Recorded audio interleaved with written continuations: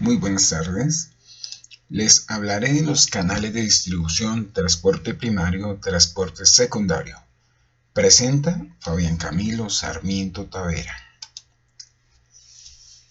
Iniciamos diciendo que la distribución es la variable del marketing que permite poner en contacto el sistema de producción con el del consumo de forma adecuada.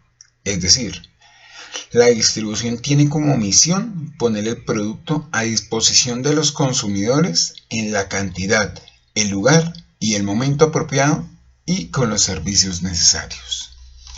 Esto nos conlleva a hablar del canal de distribución.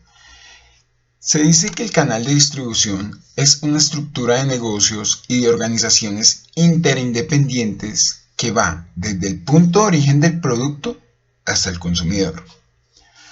Un canal de distribución está formado por personas y compañías que intervienen en la transferencia de la propiedad de un producto, a medida que éste pasa del fabricante al consumidor final o al usuario industrial. Encontramos otras definiciones del canal de distribución. López Pinto nos dice que es la vía que utiliza el fabricante para llevar sus productos al consumidor. Es el canal de distribución. Podríamos definirlo como el camino que recorren los productos hasta llegar al usuario final. Esto facilita el proceso de intercambio del marketing. Escribano, en su página 160, nos dice que es la ruta por la que circulan los productos desde su creación en el origen hasta su consumo o uso en el destino final.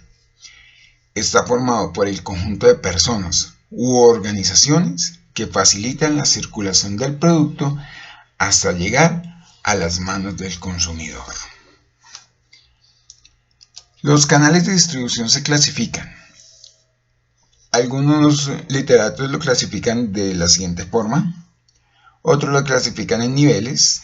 Entonces decimos que existe el canal directo o nivel 0, el canal indirecto corto o un nivel, y el canal indirecto largo, donde hay 2 o más niveles. Decimos entonces, los vamos a clasificar en este instante en 2, donde se derivan otros más. Decimos que el canal directo, como su nombre lo indica, este tipo de canal cuenta con la particularidad de que el productor de un determinado bien o servicio comercializa al mismo de forma directa al consumidor final, sin la necesidad de intermediarios. Este tipo de canal no tiene ningún nivel de intermediarios. Por tanto, el productor o fabricante desempeña la mayoría de las funciones de mercadotecnia, tales como comercialización, transporte, almacenaje y aceptación de riesgos sin la ayuda de ningún intermediario. Cuando hablamos del canal indirecto, en este ya encontramos que intervienen más personas. Entonces decimos que recibe esta denominación debido a que entre el productor del bien o servicio y el consumidor se presenta un intermediario. El tamaño puede variar en función de la cantidad de intermediarios que conformen la senda atravesada por el bien o servicio.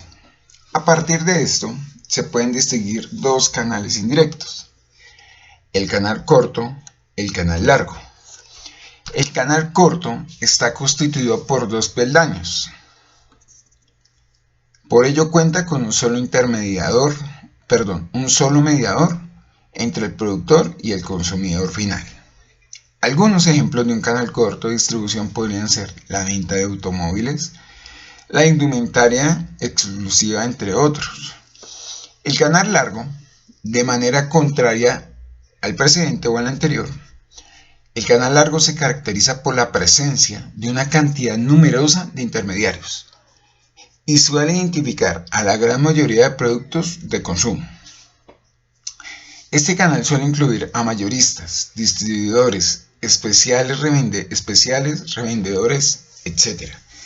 Existe una idea generalizada acerca de que mientras mayor sea la cantidad de mediadores en un canal de distribución, mayor será también el precio del producto o servicio. En la parte izquierda inferior encontramos una especie de recuadro donde nos muestra el canal Entonces encontramos el directo del que hablábamos, miramos que el fabricante hace un recorrido al consumidor directamente. Contamos con el corto y el largo, que es donde decimos que se presenta un intermediario. En el corto encontramos el fabricante, vemos el recorrido, se encuentra el detallista, para llegar al destino final, que es el consumidor, encontramos un intermediario.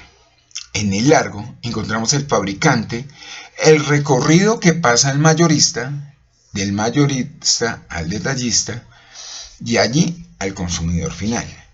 Pero hay uno doble del que no hablamos ahí, pero es muy fácil entendiéndolo con el diagrama. Hablamos que está el fabricante, el agente exclusivo, el mayorista y pasa al detallista para terminar en el consumidor final. Se dice que es doble porque nos presenta dos intermediarios más para poder llegar al detallista y así llegar al destino final, que es el consumidor.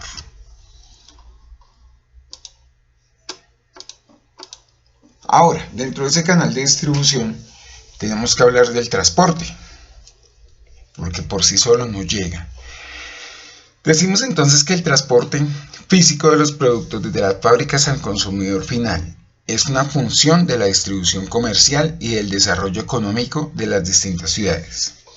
Una parte importante de los costos derivan del transporte de mercancías. Más aún, si existen intermediarios, los costos deben de compartirse con el fabricante.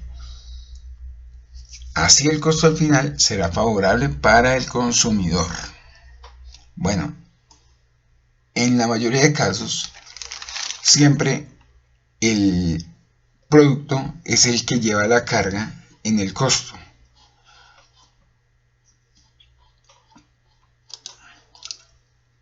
Encontramos que el transporte se divide en dos.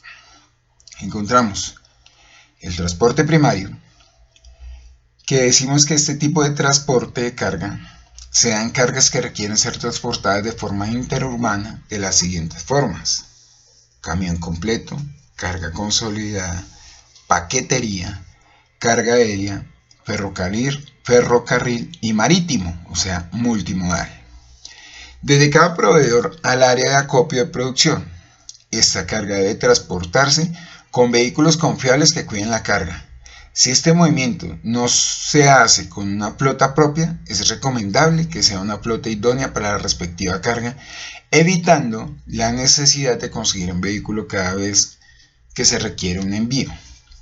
En la medida de lo posible, se plantea en esquema de citas, tanto en la planta de carga como en la bodega de descarga de la mercancía. En ese transporte primario encontramos algo que podríamos decir que es la programación de carga y descargue. Es decir, esto en la situación de costos, si lo requiriéramos, abro paréntesis y hago un ejemplo, dentro de este transporte primario, teniendo un esquema de citas, sabemos el vehículo a qué hora llega a cargar y así evitamos costos, cuando los vehículos son propios, de devolver un vehículo desocupado, lo cual no genera sino solo gastos para una organización. Esa es la idea de este transporte primario. Encontramos dos diagramas, uno en la parte izquierda inferior, donde encontramos los suministros, cómo llegan. Encontramos una serie de transporte multimodal para llegar a la planta de producción. Hasta ahí lo llamaremos transporte primario. De la misma forma lo encontramos a mano derecha, pero aquí ya encontramos que hay hasta la planta de producción. Antes de la planta de producción llega el transporte primario, antes de ver la flecha que sigue dentro de la planta de producción. Entonces encontramos dos tipos donde encontramos transportes multimodales, pero debemos abarcar qué pasa después de esa flecha donde encontramos la planta de producción. Y es donde hablamos de transporte secundario. El transporte secundario va dirigido desde la planta de producción. Así se transporta los productos terminados al cliente final, llámese distribuidores, minoristas o mayoristas. Para el transporte secundario se debe tener en cuenta los siguientes aspectos. Evitar hacer entregas a un solo cliente en lo posible, lo cual genera grandes ahorros.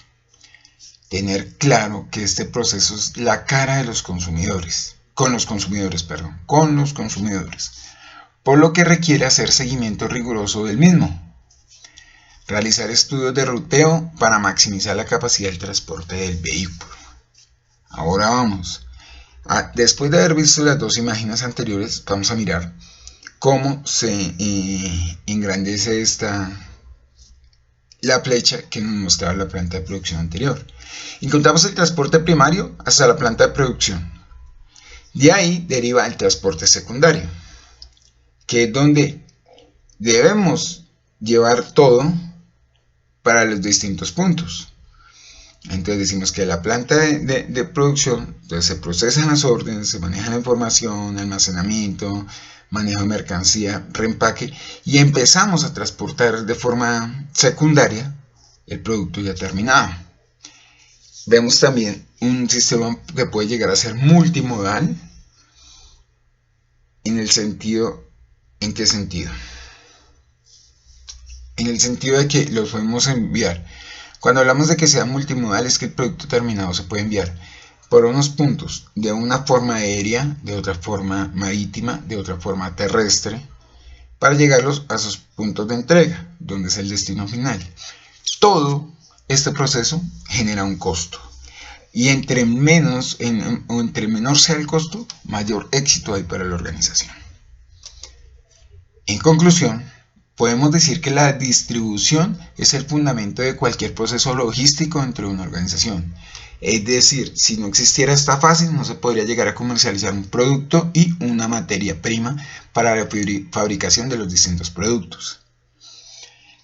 Pensando desde tiempo atrás, podemos decir de que antes de que se hablara de distribución y transporte dentro de una formalidad, existía la cadena de distribución inconscientemente y el transporte de las distintas mercancías. Y se ha perfeccionado a través del tiempo y el perfeccionamiento de las mismas. ¿Qué es lo que quiero decir? Que esto, a medida que se ha formalizado y se ha estandarizado, entonces se ha perfeccionado a través de los tiempos por el estudio. Y el perfeccionamiento de las mismas quiere decir que ya no se hace un transporte corriente donde se ponga en riesgo una mercancía, sino ya se lleva en los vehículos adecuados, en la forma más económica y en la forma más rentable para una organización.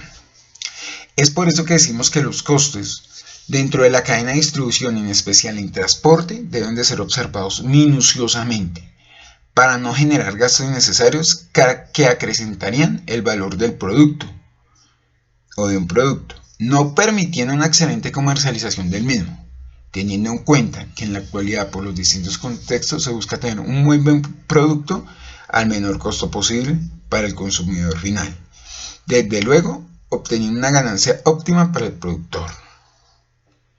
Y de acuerdo al nivel de distribución, bien sea macro o micro, asimismo se designará el tipo de transporte, es decir, el manejar un transporte primario y secundario. Asimismo, se propende por tener la menor cantidad de intermediarios, pero siempre supliendo la demanda dentro del just time requerido por el cliente final del producto. Aquí les dejo una bibliored. Muchísimas gracias.